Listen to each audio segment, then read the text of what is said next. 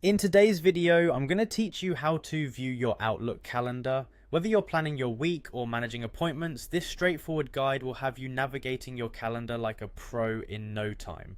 Let's get started. First, you'll want to open your web browser and navigate to the Outlook login page. You can find this by visiting the Microsoft 365 Outlook website. Once you arrive at the page, you'll see the sign in option. Go ahead and click on sign in. You'll be prompted to enter your credentials, so make sure you have your username and password handy. After entering your login information, you should be directed to your Outlook mail page. If you're already signed in, you might find yourself on this page immediately. Once you're in your mail, look towards the top or the side of your screen. Here you'll see various options including mail, calendar and contacts. Click on calendar. This will take you to your Outlook calendar where you can see your schedule at a glance. The default view might be set to the current week or month depending on your previous settings. Next, you'll want to tailor the calendar view to your preferences.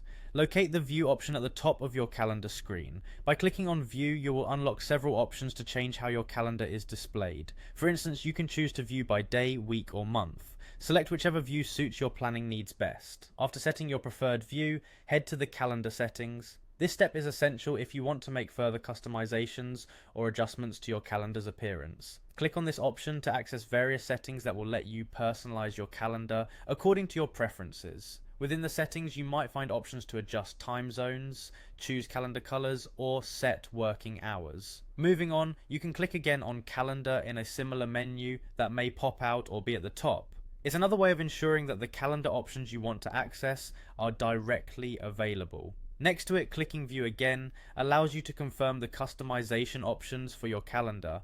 By doing this, you ensure all desired settings are in place. Finally, if you want to truly make the calendar work for you, take a moment to customize the calendar view to your liking. This might include adding or removing layers, adjusting the timescale, or even overlaying another calendar.